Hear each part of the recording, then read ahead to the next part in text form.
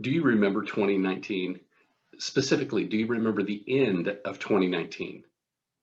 What I recall is that social media was blowing up with all manner of memes that said something like, I cannot wait for 2019 to be over. This is the worst year. I can't wait for 2020 to come. Well, be careful what you ask for, because 2020 has come and it is the year of all years. As some have said, it is like 1918 and 1929 and 1968 and 1973 all wrapped up into one. Wow, be careful what you ask for. Now, over the past week, we've seen a lot of year in review articles, year in review shows. Some of them have focused on politics, some on sports, some on entertainment.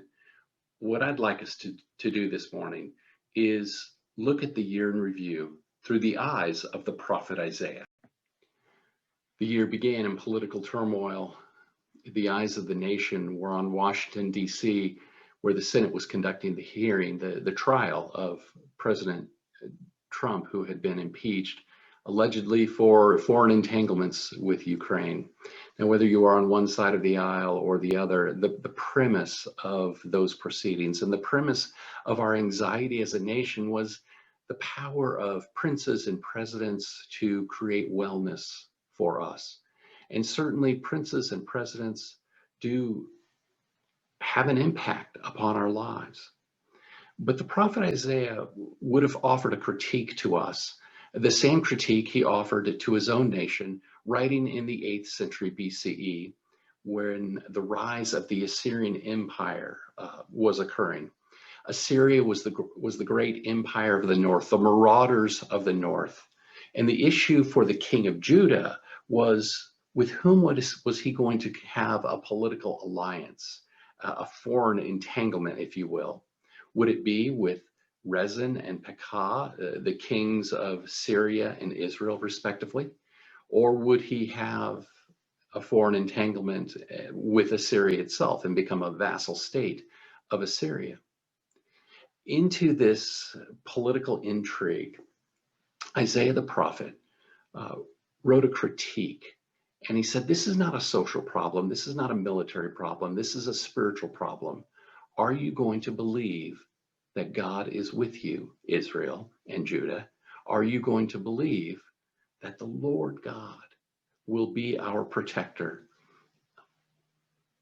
And so in Isaiah 7, we have those wonderful words that foreshadow that speak of the promise and the hope of a young maiden shall be with child, a virgin shall be with child, and she will call him Emmanuel, which literally in Hebrew means the with us God. Do we believe that God is with us? And if so, perhaps we should be less concerned about princes and presidents and more concerned with being the people of God. And in Isaiah 5, we learn about what we are called to be as the people of God. God says that we are the Lord's vineyard, to grow the grapes, to be the blessing, to offer the hope. And Isaiah critiques the land of Israel in chapter 5 by saying, you who join house to house until there is room for no one else and you are left alone. It is a critique as germane to Israel in the 8th century as the US in the 21st century.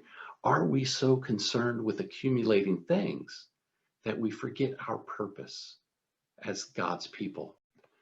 March saw the rise of COVID-19 in this country. And we were so confused, so concerned about what to do and how to do it. And we wondered for ourselves, our families, our congregations, what's the responsible thing? And for many of us, we wondered if we should worship or not. And so most of us backed off. We stopped meeting together in public settings.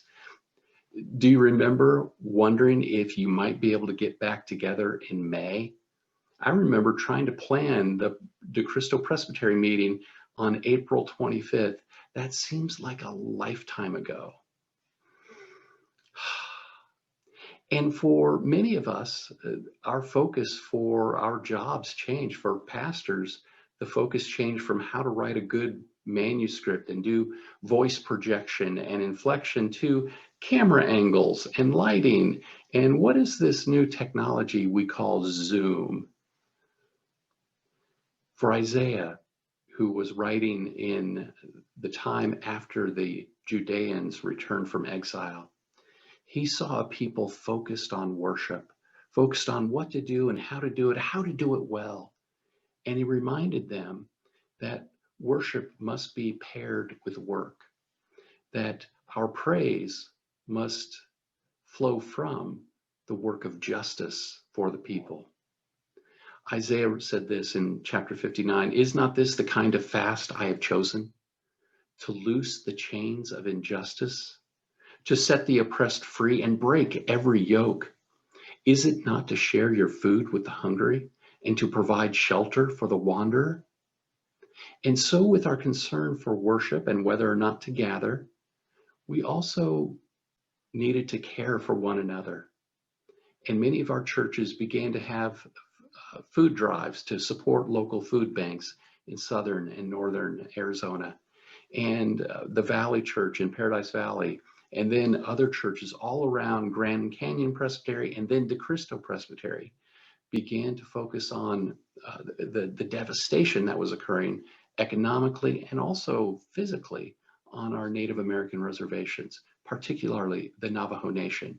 And we began to have a food and water drive for the nation and for other of our indigenous brothers and sisters. And why did we do this? Because we had heard Isaiah's call for justice, to pair our worship with our work, to allow our praise to be an expression of our knowledge that we are God's people. And we are blessed, but we are blessed to be a blessing. In May, we were rocked as a nation and reminded that God's plumb line is justice. Like the old school contractors who would hold a line up and allow a weight to show the 90-degree angle of a wall. They called that a plumb line. And God's plumb line of what is straight, what is right, is justice.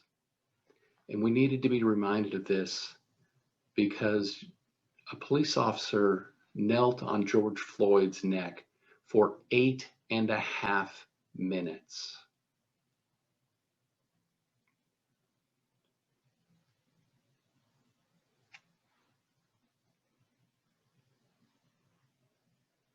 That was 8.5 seconds. That is an eternity on video. Imagine 8.5 minutes with a grown man calling out for his mama. And we are reminded that, yes, police officers have a dangerous job and they are worthy of respect. And yes, also, there is need for institutional reform in the way we train our police officers so that they see themselves not as warriors out against the public, but as guardians who protect the public. Even more, we as a nation need to understand that for those of us of white background, we are like the fish swimming in the sea who do not realize we are wet. We don't realize just how pervasive our assumptions are and that they are the default assumptions for an entire culture. And so we cannot see what we cannot see. But those who are African American or African or Native American or Hispanic American, they see the assumptions that privilege white culture. And it is a part of our conversation today and probably in the days to come, in the years to come, that we get a handle on this because justice demands it. Social protests erupted in our city's streets in the aftermath of George Floyd's death. And there was outrage at the injustice of this man who had committed no crime, who had been killed by someone who had sworn to uphold the law. And I noticed a division in our churches, not in every church, but in many of our churches. And the division was your standard division between left and right, between donkeys and elephants. And it was sometimes a division between generations, and sometimes a division between people who are higher or lower on the economic scale. But mostly what I noted is that there was muddled conversation, that our arguments really weren't dialogues. They were more dropping bombs on the other side, especially in social media, which is, folks, that's always a bad way to have an ethical debate. I also noticed that there was a lack of clarity in what really are we talking about. And the prophet Isaiah, Jesus' mentor, provides that clarity. Actually, Isaiah provides two words of clarity. In Hebrew, there are two words for justice. One is mishpat, which Isaiah used 29 times, and in all of the other prophets, it is only used 28 times. Mishpat is fairness of process. So what we would call equality before the law. And we need to have mishpat as a society, not just for wealthy citizens, but for all citizens, and not just for white citizens, but for all citizens. Where is our mishpat, our equality before the law? The other word, the second word for justice in Hebrew, is tzedakah, which Isaiah uses 36 times. And in all the other prophets, it is only used 32 times. Tzedakah is equity of result. Not that there needs to be exact similarity and exact equality, but there needs to be a general sense of fairness. One of our presidents said, nations are judged by how they treat the poorest of the poor. And so is there equity of result in the way our society is structured? And those are conversations that I think we can have as a church. I don't know that we have had those conversations as a church. We've lobbed bombs at one another about that, but can we have a conversation about how to create mishpat, fairness of legal process, equality before the law? Can we have a conversation about what does tzedakah look like? How can we care for the poorest of our poor, care for our well elderly, care for those who cannot care for themselves? And is there equity of result in our society? As summer progressed, COVID began to surge once again, and we were left to wonder, how long will this last? And as the desert heat wearied our souls, so we longed to hear a word of comfort, a word of encouragement. And it comes to us from Isaiah chapter 40, which begins the second portion of Isaiah, what is known as Second Isaiah or Deutero-Isaiah. This portion of Isaiah is written by the school of the Isaiah prophets in the 6th century, when the Judeans had been taken into exile in Babylon. And whereas we had been sheltering in place for weeks, we had been off of our regular routine for months, they had been in exile for decades. And what is the Lord's word to a people whose souls are so weary that they have been in exile for decades? Comfort, comfort my people, says your God. The grass withers, the flowers fade, but the word of our God stands forever. Even youth will faint and be weary, but those who wait for the Lord shall renew their strength. They shall rise up on wings like eagles. They shall walk and not be faint. These are the words spoken to a people who had been tired for decades. It is a word that we needed to hear after mere weeks and months, but it was indeed a word of comfort. Our with us God would be with us throughout this long year of all years. Fall saw our quadrennial season of political blather. And let me just be frank here. It is not my favorite liturgical season. Not hating, just saying. And this year's season of political blather seemed to be more cataclysmic. In fact, one of the campaigns called it a fight for the soul of our nation.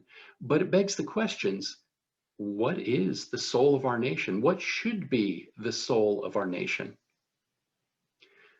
I'm not sure about the soul of the nation, but I do know what the soul of the church should be.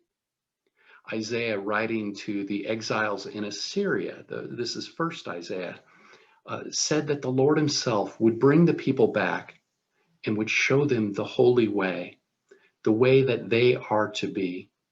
And second Isaiah, writing to the exiles in Babylon, suggested that the soul of the church, the soul of the people of God, should follow the servant of the Lord. And Isaiah 42 says, the servant of the Lord, a bruised reed he will not break, a dimly burning wick he will not snuff out. He will faithfully bring forth justice, mishpat and zedekah, fairness of legal process, equity of result. That may never be the soul of our nation, but it should be the soul of our church. In November, we moved beyond the election, but we also confronted the dual reality of the world, the dual reality of sorrow and hope. And in our own nation, 320,000 dead and a vaccine on the way. For those who have died and for those whose families remain, there are no words that can provide an appropriate and adequate balm for the soul, for the grieving that you experience. But we do point as people of faith to the words in the Gospels, which are preceded by the words of Isaiah 25, who wrote, on this mountain the Lord will destroy the shroud that is cast over all peoples. He will swallow up death forever. In our sorrow, may that be a word of hope. The book of Isaiah ends where our year is ending as a nation with a bit of hope. As a nation, our hope rests on the vaccine from Pfizer and Moderna, and maybe it'll help us turn around the economy, and certainly it will help our healthcare system. We also have a modicum of hope that maybe all of that political blather, all of the social protest, all of the back and forth has taught us this. We as a nation need to learn how to get along with one another. We need to learn how to talk about things with respect and kindness toward one another, both as a nation, in our communities, but also in our congregations. But for Isaiah, Isaiah's hope is a little bit different than the hope for our nation. We are focused again on princes and presidents and policies. Isaiah's hope is firmly planted on the Lord and the Lord's desire for justice and call to God's people for justice. And so Isaiah 65, those wonderful words, I, the Lord, I will create new heavens and a new earth. The former things will not be remembered. They will not come to mind. The wolf and the lamb will feed together. The lion will eat straw like the ox. Dust will be the serpent's food, and they will neither harm nor destroy in all my holy mountain, says the Lord. We end where we began. Our hope is not in presidents and princes and policies. Our problems are not military problems or even social problems. Our problems are spiritual problems. Will we trust God enough to allow mishpat to flow like a river, zedekah like a never-ending stream? Are you ready for 2021? Most of us will respond with a resounding yes, and how? But are we?